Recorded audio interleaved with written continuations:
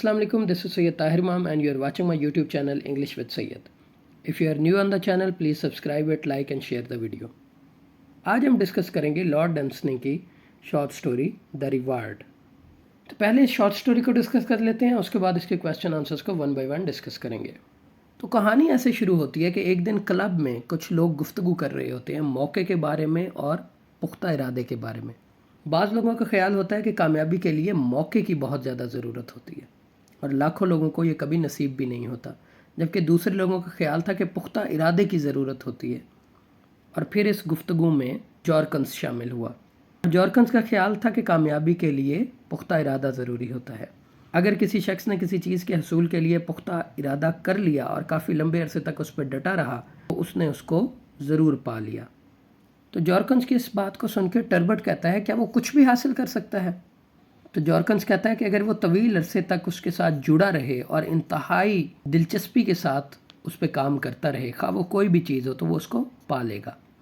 लेकिन टर्बट इस बात से इख्तलाफ करता है और कहता है कि ज़िंदगी एक दौड़ की मानद है जिसमें वो थोड़ी देर के बाद थक जाते हैं और सस्ताने के लिए बैठ जाते हैं या उस चीज़ की बजाय किसी और चीज़ में दिलचस्पी लेने लगते हैं।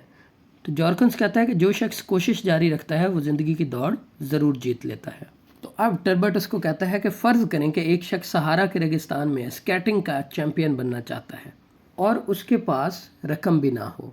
तो अब जॉर्कन्स इसके जवाब में कहता है कि वो पहले रकम कमाएगा और वो सहारा में स्केटिंग के लिए मखसूस मैदान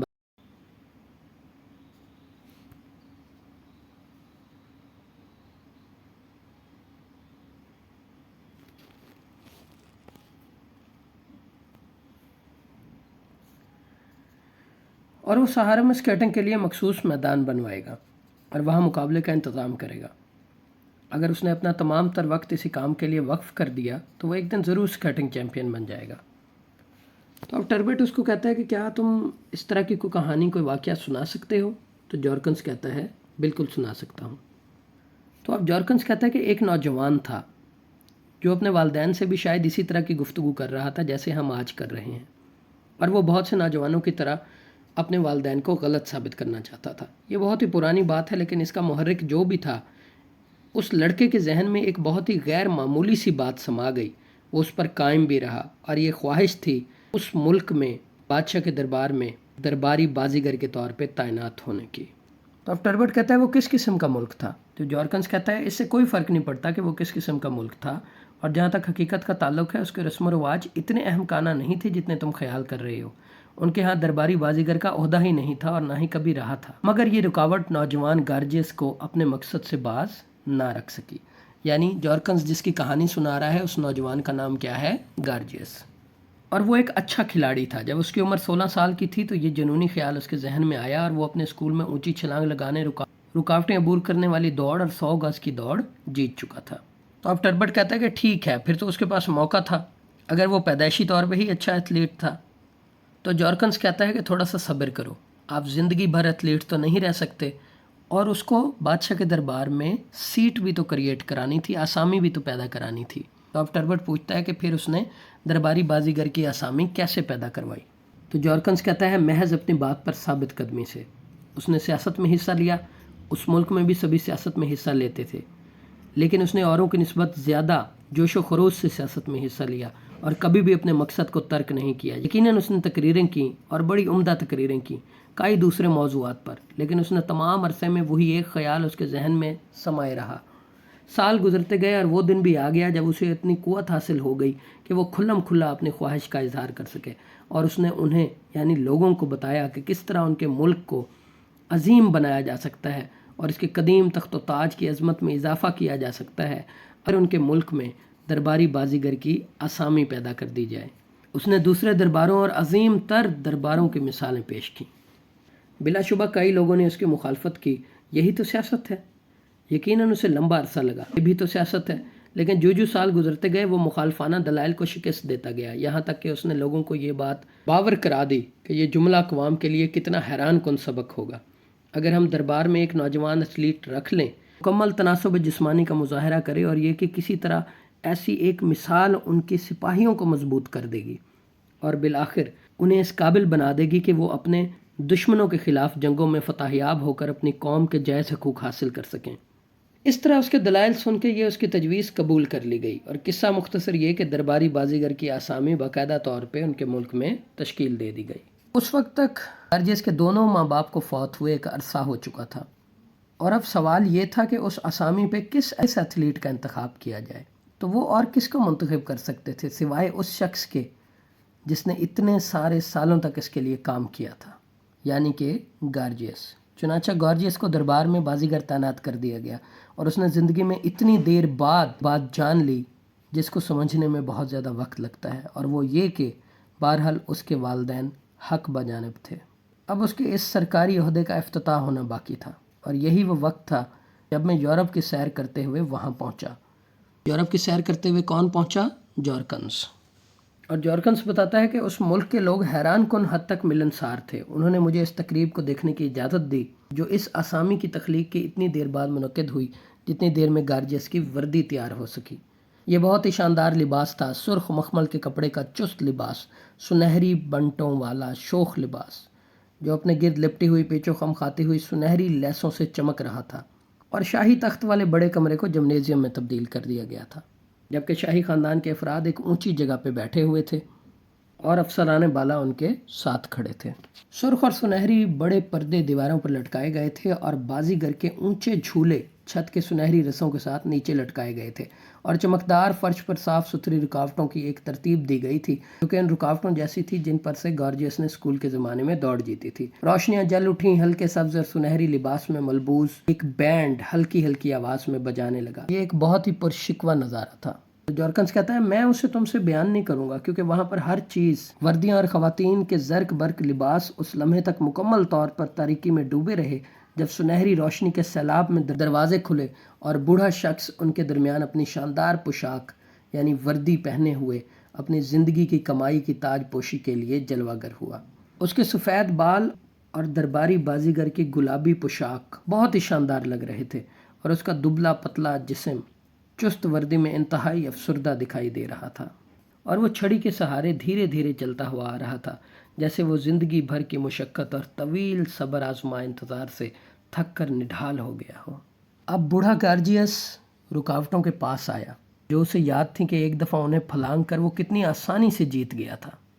جو ہی وہ پہلی رکاوٹ پر آیا اس نے قدرے افسردہ تاثر سے اوپر شاہی چبوترے کی طرف لمحہ بھر کے لیے دیکھا، جیسا کہ وہ اپنی آنکھوں میں کئی سوال لیے ہوئے ہو۔ سوال جو بھی تھے انہیں فوراً سمجھ لیا گیا اور اس کو شاہی تبسم سے نوازا گیا، یعنی شاہی لوگوں نے اس کی طرف مسکرا کر دیکھا اور پھر اس کو بہت زیادہ داد دی اور اس کے لیے تالیاں بجائی گئیں۔ پھر بوڑھا گارجیس آہستہ آہستہ رکاوٹ سے دور ہوتا گیا۔ اس کے بعد جب اس نے چھت سے لٹکے ہوئے جھولوں میں سے سب سے نچلے جھولے کو چھونے کے لیے ہاتھ بڑھایا تو دوبارہ تالیاں بجائی گئیں، اس کو یہ یقین دلانے کے لیے کہ اس سے کسی بھی حقیقی کرتب کا مطالبہ نہیں کیا جا رہا۔ چنانچہ اس کو بڑے شاندار طریقے سے اس کی نشست پر لایا گیا اور اس کی زندگی کے مقصد کو پایا تکمیل پہنچایا گیا، لیکن اس کو اپنا مقصد حاصل کرنے میں 60 سال کا عرصہ لگا تھا، اور بہت کم ہی لوگ ایسے ہوتے ہیں جو اتنے عرصے تک ثابت قدم رہتے ہیں۔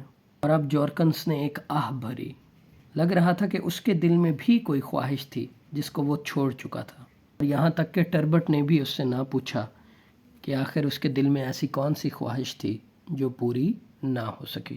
یہ جو کہانی ہے یہ ہمیں سبق دیتی ہے کہ انسان اپنے مقصد کے ساتھ جڑا رہے۔ اگر انسان ہمت کرے اور سچے جذبے کے ساتھ اپنا کام کرتا رہے تو کامیابی ایک دن اس کے ضرور قدم چومتی ہے۔ تو یہ تھی آج کی شارٹ سٹوری۔ اب 1 بائی 1 اس کے کویسچن آنسرز کو ڈسکس کرتے ہیں۔ Question number 1، what was the subject discussed at the club? Club میں کس چیز پر بحث ہو رہی تھی؟ تو اس کا آنسر ہے the discussion was about opportunity and determination.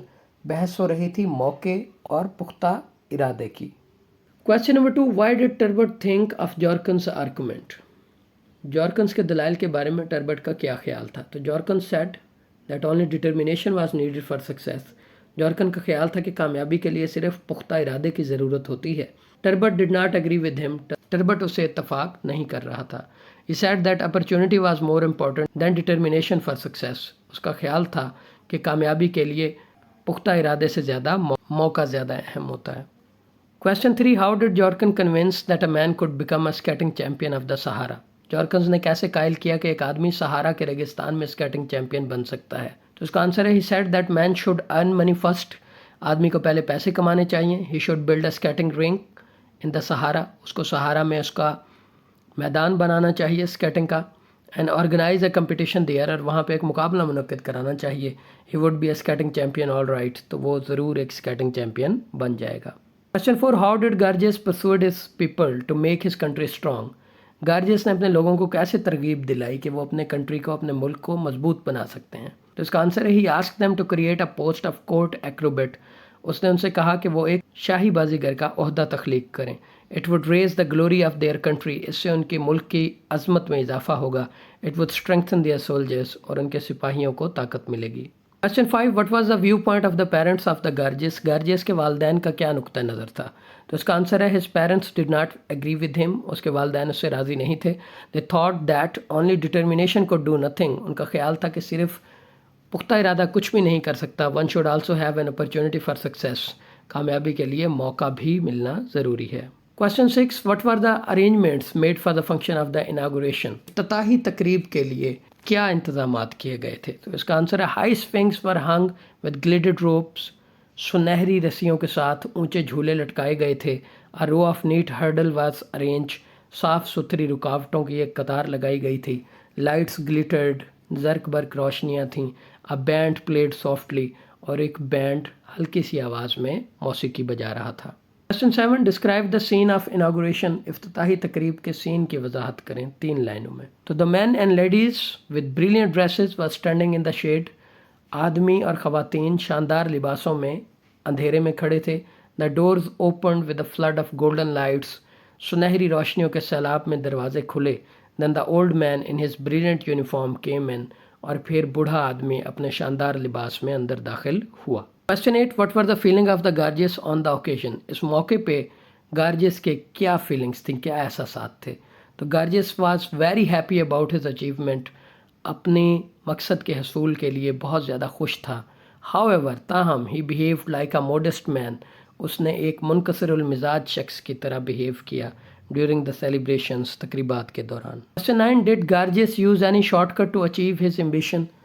کیا گارجیس کو اپنے مقصد کے حصول کے لیے کوئی اس نے شارٹ کٹ یوز کیا؟ تو آنسر ہے no. He did not use any shortcut to achieve his ambition.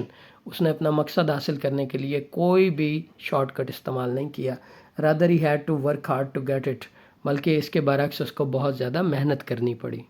Question 10. For how long Gorgias have to stick to get his ambition achieved? کتنے عرصے تک گارجیس کو اپنے مقصد سے جڑے رہنے پڑا اس کے حصول تک؟ تو اس کا آنسر ہے he had to work for more than 60 years to achieve his aim. اس کو اپنے مقصد کو حاصل کرنے میں 60 سال سے زیادہ لگے. That's all for today. Thank you very much. If you have any question, you can ask in the comment section.